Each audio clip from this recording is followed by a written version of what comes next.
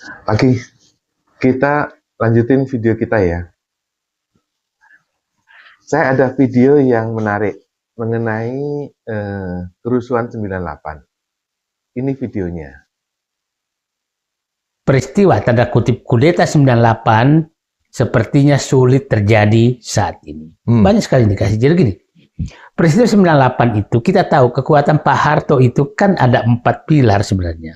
ABRI, polisi masih dalam di situ, politik dia kendalikan Golkar, birokrasi dia kendalikan, kemudian tokoh-tokoh agama dia kendalikan. Nah, birokrat ini runtuh bersamaan, 4 kaki. Kalau menurut saya ya, peristiwa 98 itu kenapa timbul kerusuhan? Karena ada informasi rahasia yang masyarakat belum tahu. Bahwa tahun 98 itu mandat Soeharto itu dicabut. Ini ada buku saya. Bisa di-downloadnya.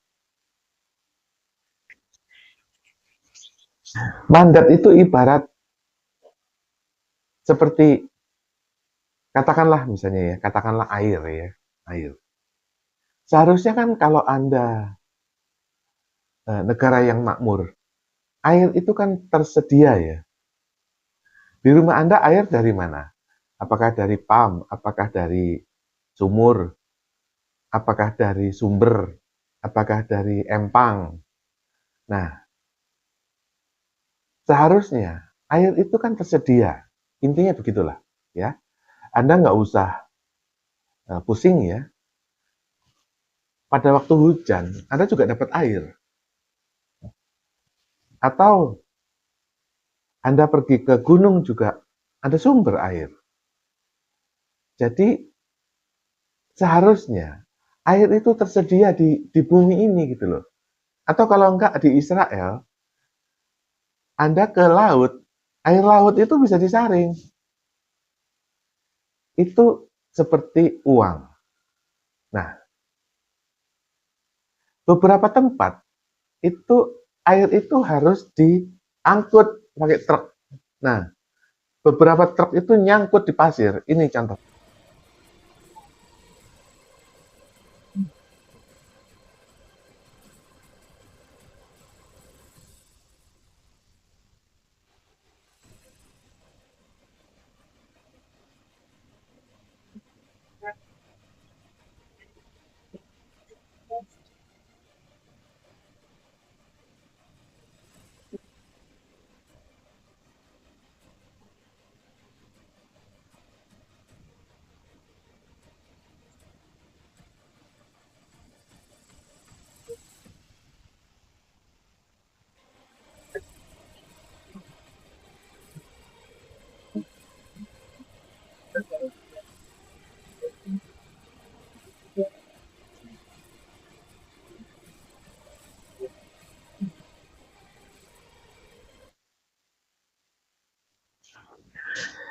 Kisah truk nyangkut bawa air ini itu seperti mandat Soeharto yang dicabut. Jadi artinya ya arus uang itu di stop, dihentikan oleh IMF. Nah, bagaimana dengan Prabowo? Prabowo ini 5 kali melanggar mandat. Ya, harusnya gini loh. Katakanlah gini deh ya, katakanlah ini. Ini kan kabel power ya, kabel power ya kan. Ya. Kalau dicolok ke listrik, kan Anda harusnya HP-nya hidup ya. Atau air Anda dimasukin pump. Kan airnya nyala ya. Tetapi Prabowo ini 5 kali mengganggu atau memutus aliran power ini. 5 kali. Satu, tanggal 25 Mei tahun 2025, dia menandatangani utang PBOC. PBOC itu Bank Sentral Cina. Untuk apa Indonesia ngutang sama Bank Sentral Cina? Gitu loh. Jadi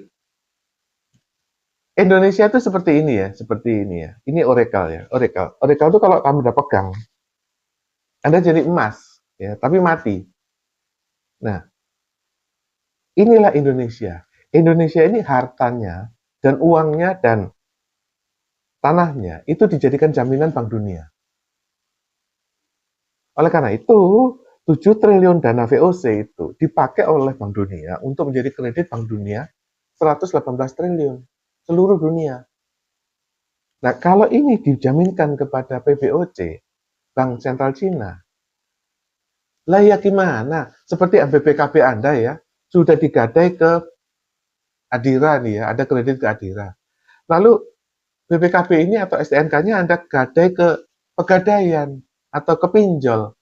Lah ya marah lah Adiranya. Gimana? Anda menggadaikan barang yang sama 2 kali. Itu yang terjadi pelanggaran Prabowo. Itu pertama, ya.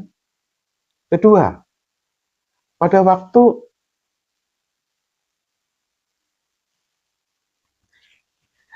waktu utang Cina ini membawa smelter Cina ke Indonesia, sehingga smelter Cina itu mengekspor nikel yang berjuta-juta ton, sehingga dunia itu atau Amerika dan Eropa kalah bersaing dalam mobil listrik.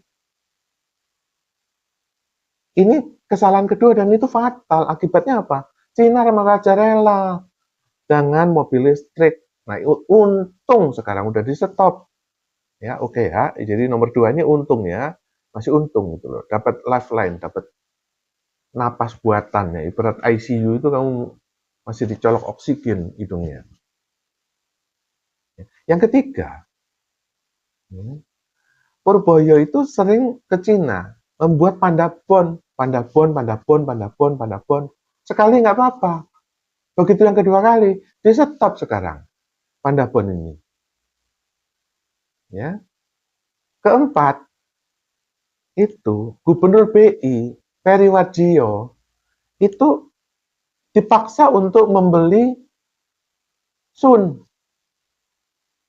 Jadi pemerintah itu bikin surat utang, yang beli BI. Nah, BI itu nggak masalah, ya dia bisa membeli Sun, ya nggak bersalah. Tapi ini harus dilaporkan kepada Bank Sentral. Itu yang Prabowo keberatan. Sebab kalau setiap kali BI beli Sun dilaporkan ke Bank Sentral, Prabowo dapat warning. Kalau warning itu 5 kali, is dead.